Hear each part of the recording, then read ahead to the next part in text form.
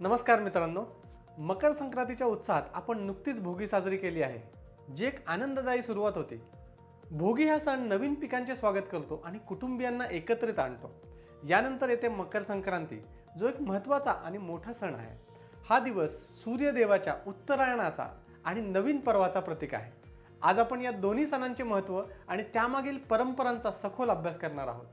मकर संक्रांतीच्या या शुभ पर्वावर तुमच्या सर्वांशी संवाद करण्याची संधी मिळाली आहे, याचा मला अत्यंत आनंद आहे। पुन्हा एकदा तुम्हा सर्वांना मकर संक्रांतीच्या मनपूर्वक शुभेच्छा। आपण मकर संक्रांतीचा केवळ एक सण म्हणून नव्हे, तर एक खगोलीय घटना, एक सांस्कृतिक ठेवा आणि एक नैसर्गिक उत्सव म्हणून सखोल अभ्यास करणार आहोत। मकर संक्रांती हा भारतातील एक अत्यंत प्राचीन परंतु महत्त्वाचा सण आहे। हा केवळ धार्मिक विधीचा भाग नाहीये, तर तो खगोलशास्त्र आणि निसर्ग, कृषी आणि भारतीय संस्कृतीचा एक अविभाज्य घटक आहे। आपण जाणतो की पृथ्वी सूर्याभोवती फिरत असते आणि त्या परिभ्रमणामुळे ऋतू तयार होतात आणि ते ऋतू बदलतात। मकर संक्रांतीच्या दिवशी सूर्य मकर राशीमध्ये प्रवेश करतो। या दिवसापासून सूर्याचे उत्तरायण सुरू होते, म्हणजेच सूर्य खगोलाच्या उत्तरेकडील दिशेने सरकण्यास सुरुवात होते। या बदलाचा पृथ्वीच्या हवामानावरती आणि जीवसृष्टीवरती मोठा प्रभाव पडतो। आपल्या सूर्यमालेमध्ये सूर्य हा केंद्रस्थानी आणि पृथ्वी त्याच्या भोवती लंब वर्तुळाकार कक्षेत फिरत असते। एक विशिष्ट काळ असा येतो जेव्हा सूर्य आणि पृथ्वीमधील अंतर कमी होते आणि दुसरा एक काळ असा येतो की ज्यामध्ये ते अंतर सर्वाधिक असते। जसे की मकर संक्रांतीच्या दिवशी सूर्य आणि पृथ्वीमधील अंतर कमी कमी होऊ लागते। या खगोलीय घटनेचा सूक्ष्म अभ्यास करणे अत्यंत आवश्यक आहे। मकर संक्रांत म्हणजे पौष महिन्याचा शेवटचा दिवस आहे। ही पौर्णिमा आहे आणि त्यानंतरच्या दिवशी माघ महिन्याची कृष्ण पक्षाने सुरुवात होते। हे केवळ महिन्यांचेच बदलणे नाही, तर निसर्गाच्या एका मोठ्या चक्राचा हा एक भाग आहे। अशी एक विशेष ॲस्ट्रोलॉजिकल स्थिती की सूर्याचे संक्रमण आणि परावर्तन तिथे होते, परंतु चंद्राचे परावर्तन मात्र होत नाही।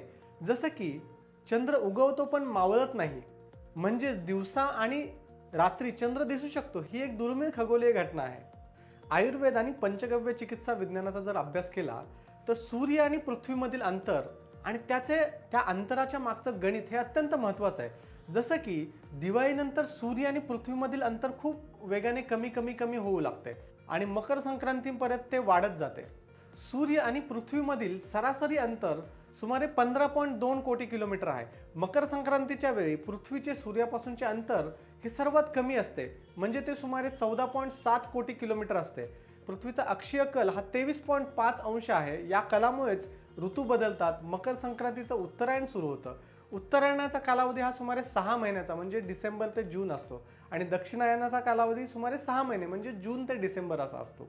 दिवाळी आणि आजच्या दिवसामध्ये सूर्यनारायण आपल्या पृथ्वीपासून जवळपास 50 लाख किलोमीटर दूर गेलेला आहे। त्यामुळे पृथ्वी ग्रहावरती सूर्यकिरणांची तीव्रता खूपच कमी झाली आहे।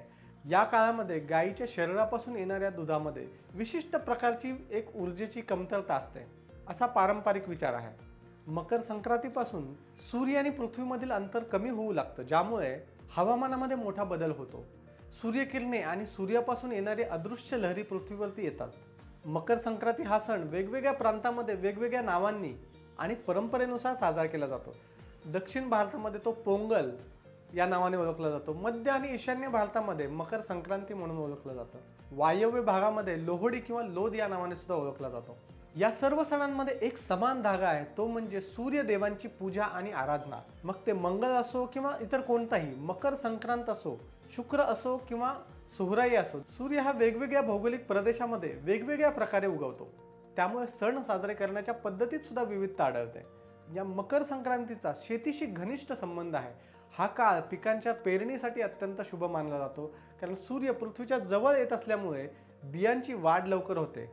आपण भारतीयांनी या सणाचे महत्त्व सखोलपणे समजून घेतलं आणि आताही आपण ते जाणून घेतलं पाहिजे। सूर्याचे आगमन म्हणजे नारायण, ज्याच्या संपूर्ण ऊर्जेवरती सौरमंडल चालतं, पृथ्वीच्या जवळ तो येत आहे। ही अत्यंत महत्त्वाची अशी घटना आहे। बदलत्या भौगोलिक परिस्थितीमध्ये, विशेषतः उद्यापासून होणाऱ्या बदलांमध्ये, आहाराच्या सवयींमध्ये योग्य बदल करणे सुद्धा आवश्यक आहे। मकर संक्रांतीच्या तुम्हाला खूप खूप शुभेच्छा। तिळगुळ घ्या आणि गोड गोड बोला। तुम्हाला हा व्हिडिओ आवडला असेल तर कृपया लाईक करा, शेअर करा आणि सबस्क्राईब करा। धन्यवाद।